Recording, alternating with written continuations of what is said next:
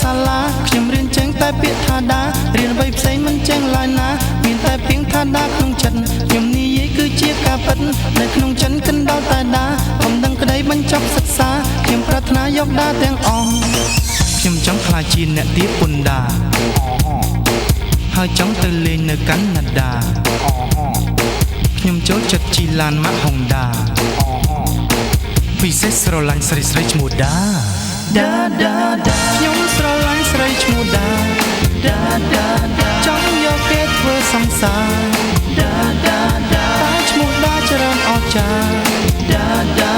មិនដឹងរឿងយកមួយណា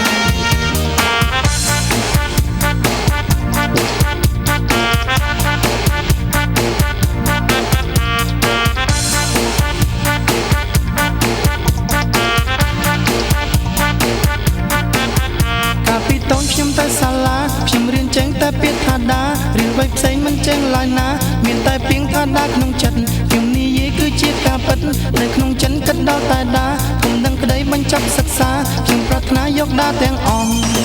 ខ្ញុំចង់ក្លាយជាអ្នកទាបពន្ធដាហើយចង់ទៅលេងនៅកាណាដា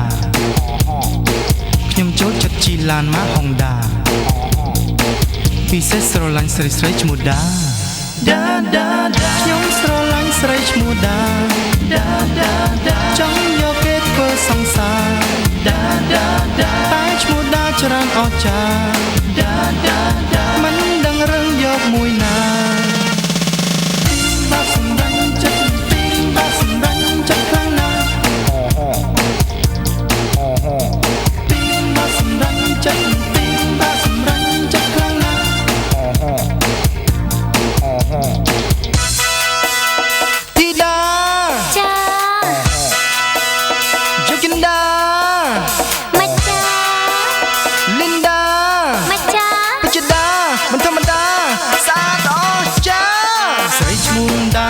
តែស្អាតស្អាតអង្ចា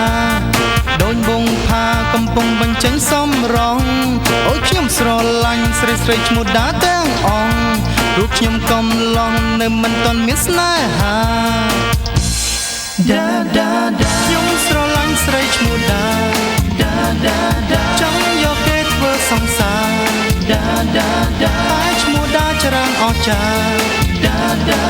មិនដឹងរឿងយកមួយណា